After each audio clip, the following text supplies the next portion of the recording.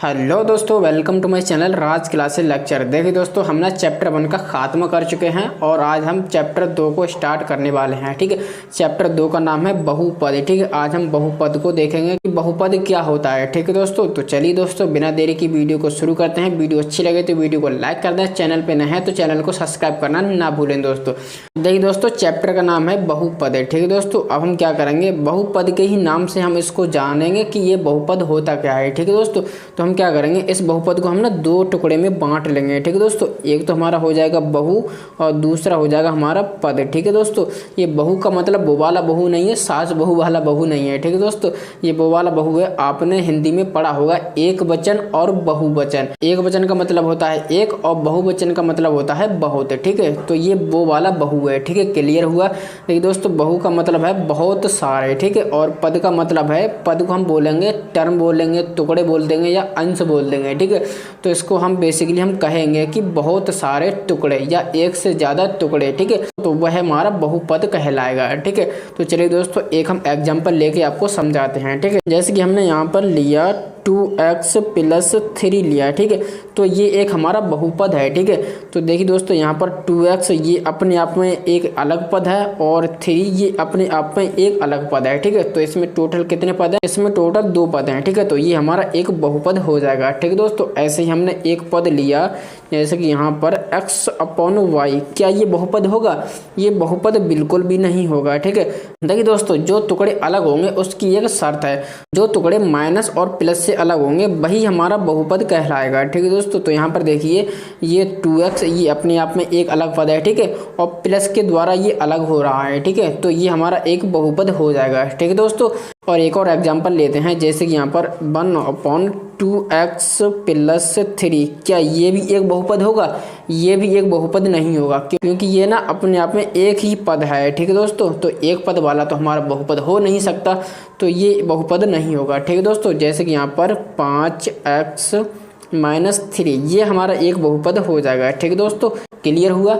जो टुकड़े माइनस और प्लस से अलग होंगे वही हमारा बहुपद होगा। ठीक है दोस्तों, इतना क्लियर हुआ। अब चलिए दोस्तों एक और आपको एग्जांपल लेके और ज़्यादा समझते हैं। ठीक है दोस्तों, इस बहुपद को जब तक हम नहीं समझेंगे तब तक हमारे पल्ले कम पड़ेगा। ठीक है दोस्तों, जैसे कि मैं यहाँ पर एक एग्जाम्पल लेता हूँ। तो देखिए दोस्तों, जैसे कि मैंने यहाँ पर एक एग्जाम्पल लिया, वैसे ये बहुपद है। ठीक, 1 2 3। ठीक है, तो इसमें टोटल 3 पद हैं। ठीक है, तो एक से ज़्यादा पद को हम कहते हैं बहुपद है। ठीक है, तो ये भी एक बहुपद हो जाएगा। अब देखिए दोस्तों, जब हमने इसको ध्यान से देखा तो इसमें हमें ना दो चीज़ें मिलेंगी। ठीक है, एक तो हमें मिलेगी चर। ठीक है, ये आपने बहुत बार सुना होगा चर, और एक मिलेगा आपको अचर। ठीक है दोस्तों, अब देखिए दोस्तों, चर और अचर के बारे में थोड़ा सा हम जान लेते हैं। ठीक है, चर का मतलब क्या होता है? चर का मतलब होता है जिसकी वैल्यू बदलती रहती है। ठीक है, तो चर को हम कहेंगे जैसे कि x हो गया, y हो गया, z हो गया या a b। ठीक है, इस तरह के जो लेटर होते हैं उसको हम बोलते हैं चर। ठीक है दोस्तों, जैसे कि इस बहुपद में चर है x। ठीक है, अगर हम x की जगह 1 डाल दें तो यहाँ पर कुछ अलग वैल्यू मिलेगी। ठीक है, अगर हम x की जगह 2 डाल दें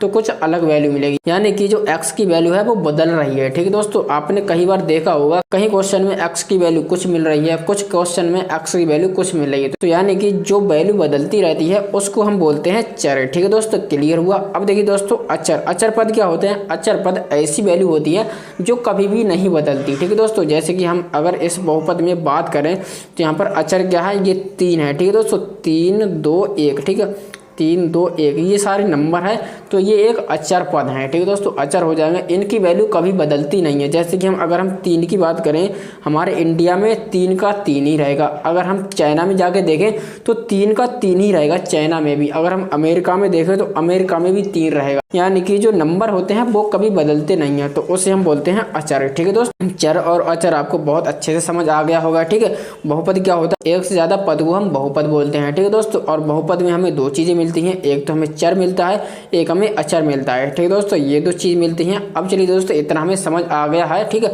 और दोस्तों लगे हाथ में आपको एक और बात बताना चाहूँगा, जो हमारी चर की घात होगी वो कभी माइनस में नहीं होगी, ना ही पॉइंट में होगी। ठीक है दोस्तों, जैसे कि यहाँ पर देखिए √x + 2 ये हमारा एक बहुपद नहीं होगा। क्यों नहीं होगा? जैसे कि यहाँ पर रूट का मतलब होता है 1/2। ठीक है, यहाँ पर देखिए रूट का मतलब हो जाएगा 1/2। ठीक है, और +2, तो क्या ये बहुपद होगा? ये बहुपद नहीं होगा। बहुपद की एक शर्त है, जैसे कि जो चर होता है उसकी पावर ना तो माइनस में होनी चाहिए, ठीक है दोस्तों, ना ये पॉइंट में होनी चाहिए। 1/2 का मतलब क्या है? 0.5, ठीक है। तो ये एक बहुपद नहीं होगा, यानी कि जो चर की घात होनी चाहिए वो एक कंप्लीट नंबर होनी चाहिए। ये आपको ध्यान रखना है, ठीक है दोस्तों। देखिए दोस्तों, जब हमने ना बहुपद को बहुत ध्यान से देखा ना, तो हमने इसको ना 2 हिस्सों में बांट दिया। कैसे करके?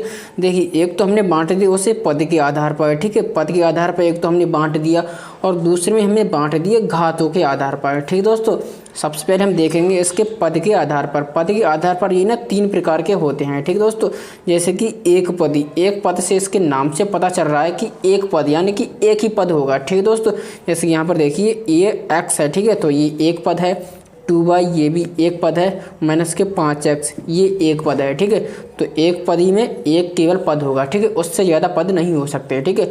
अब देखिए दोस्तों, द्विपदी, इसमें केवल 2 ही पद हो सकते हैं, ठीक है दोस्तों। x + 2, इसमें देखिए दोस्तों 2 पद हैं। x एक पद है और 2 एक पद है, ठीक है, और 1 2 पद है, यानी कि इसमें 2 पद हैं।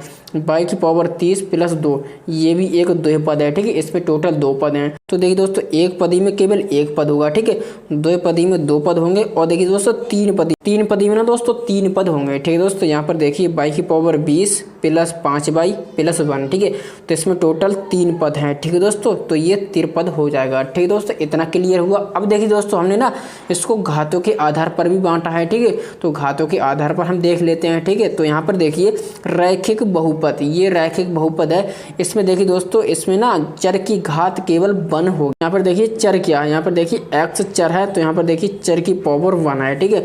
रैखिक का मतलब होता है जिसमें चर की पावर 1 हो, उसे हम कहते हैं रैखिक बहुपद, ठीक है। तो इसमें देखिए 2x + 1, यहाँ पर चर की पावर 1, तो ये रैखिक बहुपद हो जाएगा। ऐसे ही यहाँ पर √3x + 5, यहाँ पर भी चर की पावर 1 है, ये भी रैखिक बहुपद हो जाएगा।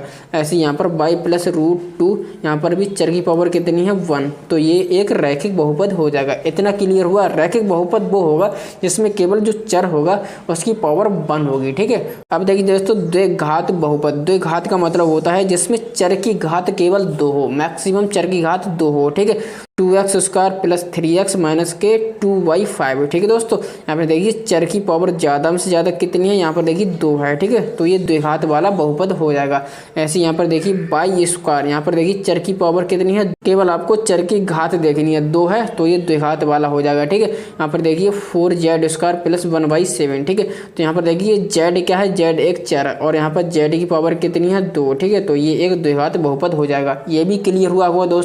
चलिए आगे बढ़ते हैं। त्रिघात बहुपद, देखिए दोस्तों, इसके नाम से आप पहचानोगे, ठीक है। तो यहाँ पर देखिए त्रिघात का मतलब होता है 3, जिसमें चर की पावर 3 हो, ठीक है। तो यहाँ पर देखिए 3 है त्रिघात बहुपद, यहाँ पर कितनी है? 3 त्रिघात बहुपद, ठीक है। यहाँ पर कितनी है? चर की पावर 3, ठीक है, तो ये एक त्रिघात बहुपद हो जाएगा, ठीक है दोस्तों। इतना आपको क्लियर हुआ होगा। बहुपद को हमने 2 प्रकार से बांट दिया है, ठीक है।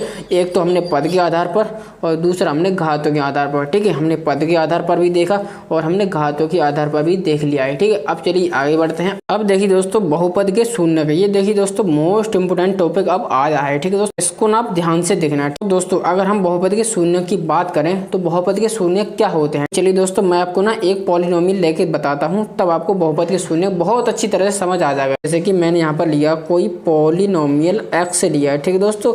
जैसे यहाँ पर देखिए x - 2, ये आपको बहुत अच्छी तरह से पता चल गया होगा, ये एक रैखिक बहुपद है, ठीक है दोस्तों। इसमें चर की पावर कितनी है? 1, रैखिक बहुपद हो जाएगा। दोस्तों, हम शून्यों की बात करें, ठीक है, बहुपद के शून्य क्या होते हैं? तो देखिए दोस्तों, ध्यान से सुनना। ऐसा मान, ठीक है, ऐसा मान जिसे हम इस बहुपद में रख दें तो इसकी वैल्यू 0 आ जाए, तो उसे हम उस बहुपद का शून्य कहेंगे। दोबारा सुनना, ऐसा मान जिसे हम इस बहुपद में रखने पर इसका मान 0 प्राप्त हो, तो उसे इस बहुपद का शून्य कहेंगे, ठीक है। तो चलिए दोस्तों, हम ना शून्य निकालते कैसे हैं? शून्य निकालने के लिए हम क्या करेंगे? बेसिकली हम इसको ना 0 के बराबर रख देंगे, ठीक है। तो यहाँ पर देखिए x - 2 है, ठीक है। अब हम शून्य निकालेंगे, 0 के बराबर रख दो, ठीक है। 2 इधर जाएगा, माइनस का है प्लस का हो जाएगा, x = 2, ठीक है। तो ये x = 2, ये 2 एक ऐसा मान है, अगर हम इस पॉलिनोमियल में रख दें, यानी कि बहुपद में रख दें, तो इसका मान ना 0 प्राप्त होगा। कैसे प्राप्त होगा? चलिए इसको हम ना रखे ही देख लेते हैं, ठीक है। तो जैसे कि अगर हम क्या करें, अगर हम x की जगह 2 रखें, ठीक है, तो यहाँ पर देखिए बराबर x की जगह हम 2 रखते हैं, ठीक है। 2 - 2 बराबर 0 हो जाएगा, 2 में से 2 जाएगा, 0 बचेगा। ठीक है, तो देखिए दोस्तों जो x बराबर 2 है, 2 एक ऐसा मान है इस बहुपद का शून्य है। ठीक है दोस्तों, क्लियर हुआ। अब देखिए दोस्तों अगर हम ग्राफ की बात करें तो ये ग्राफ पर ये वैल्यू कहाँ पर मिलेगी। ठीक है, तो मैं आपको बताना चाहूँगा ग्राफ पर ये वैल्यू ना x अक्ष पर पड़ी हुई मिलेंगी। कैसे मिलेंगी, चलिए इसको ना थोड़ा सा डिटेल में समझते हैं। इसको समझना आपके लिए ना बहुत ज़रूरी है। ठीक है, ये आपके काम आएगा। देखिए दोस्तों जैसे कि ये एक पॉलिनोमियल है। ठीक, अगर हम इसको x और y के लिए सॉल्व करें तो y बराबर x माइनस 2। ठीक है दोस्तों, तो चलिए यहाँ हम क्या करेंगे, यहाँ हम इस तरह से ना एक बॉक्स बना लेंगे। ठीक है, इस तरह से बनाएंगे, बहुत आसानी से आपके समझ में भी आएगा। ठीक है, तो देखिए दोस्तों अब हम क्या करें, अगर हम यहाँ पर x की वैल्यू 0 डाल दें। ठीक है, x की वैल्यू 0 डाल देते हैं तो y की वैल्यू मिलेगी -2। ठीक है, -2। तो देखिए दोस्तों अब हम ना y की वैल्यू एक बार 0 डाल देते हैं। ठीक है, अगर हम y की वैल्यू 0 डाल देंगे, ठीक है, तो ये वाला पद 0 और हम -2 इधर लेके आएंगे तो ये माइनस का प्लस हो जाएगा। ठीक है दोस्तों, तो x की वैल्यू +2 मिल जाएगी। ठीक है, तो यहाँ पर +2 मिल जाएगी। ठीक है दोस्तों, अब हम क्या करेंगे, अब हम एक ग्राफ बना लेंगे। ठीक है, रफली एक ग्राफ हम बना लेते हैं। ठीक है, अब देखिए दोस्तों ये x, ये -x होगा, ये y, ठीक है, और ये -y होगा। ठीक है, ये यहाँ पर प्लस है। ठीक है, और यहाँ पर देखिए हम ऐसे ही 1 2 1 2 1 2 इस तरह से हम इसको ना वैल्यू यहाँ पर पुट कर लेते हैं। ठीक है, 1 2 -1 -2 -1 -2। अब देखिए दोस्तों यहाँ पर देखिए अगर हम x की वैल्यू 0, ठीक है, यानी कि x हम बिल्कुल चले ही नहीं। ठीक है, और y कितने चले, y हम चले -2। ठीक है, तो y 1 2। ठीक है, यहाँ पर -2। ठीक है, एक पॉइंट हमें यहाँ पर मिलेगा। ठीक है, अब देखिए दोस्तों x हम चले 2। ठीक है, x चले 1 2। ठीक है, x चले 2 और y कितने चले, y हम बिल्कुल चले नहीं, ऊपर बिल्कुल चले नहीं, 0 चले। ठीक है, तो यहाँ पर देखिए एक पॉइंट यहाँ पर मिल जाएगा। ठीक है, तो देखिए दोस्तों हमें एक पॉइंट ये और एक पॉइंट ये मिल चुका है। ठीक है, तो हम क्या करेंगे, इन दोनों पॉइंट को आपस में मिला देंगे। ठीक है, इस तरह से अगर हम मिला दें तो यहाँ पर देखिए इस ग्राफ ने x को केवल एक बार काटा है। ठीक है, देखिए केवल 2 पर काटा है। ठीक है, तो जो बहुपद होगा इस बहुपद का जो शून्यक होगा वो 2 होगा। ठीक है दोस्तों, जो रैखिक बहुपद होगा इसके केवल सीधी लाइन ही बनेगी। ठीक है, इस तरह से सीधी लाइन ही बनेगी। अब इस सीधी लाइन से हम ना x अक्ष को केवल एक ही बार काट सकते हैं। ठीक है, जैसे कि अगर यहाँ पर देखिए ग्राफ हम बनाएं, ठीक है, यहाँ पर ग्राफ बनाएं तो इस सीधी लाइन से हम x अक्ष को केवल एक ही बार कटवा सकते हैं। ठीक है, जैसे कि ये लाइन यहाँ पर बना लो, इसने एक बार काटा, यहाँ पर बना लो, इसने भी एक बार काटा, इस तरह से बना लो, इसने भी एक बार काटा। ठीक है, तो हम कह सकते हैं जो रैखिक बहुपद होगा उसके शून्यांकों की संख्या होगी तो वो 1 होगी। ठीक है, x अक्ष को जितनी बार काटेगी वह उसके शून्यांकों की संख्या हो जाएगी। ठीक है, तो रैखिक बहुपद है, ये एक बार काटेगी तो एक ही इसके शून्यांकों की संख्या हो जाएगी। ठीक है दोस्तों आपको ना ये बात ध्यान रखना, और आप ऐसे भी ध्यान रख सकते हो जैसे कि यहाँ पर देखिए रैखिक बहुपद है, रैखिक बहुपद में चर की पावर 1 तो इसके शून्यांकों की संख्या 1। यहाँ पर देखिए इसके शून्यांक क्या निकला, 2। ठीक है, तो इसका केवल एक ही शून्यक है, शून्यकों की संख्या केवल एक ही है। ठीक है, इसकी घात से भी आप पता कर सकते हो, चर की पावर जितनी होगी उतनी उसकी संख्या हो जाएगी। ठीक है, जो सीधी लाइन है वो यहाँ पर बनेगी। ठीक है, इसने तो x अक्ष को एक भी बार नहीं काटा है, इससे पता चल जाएगा जो शून्यांकों की संख्या होगी वो तो या 1 होगी, ठीक है,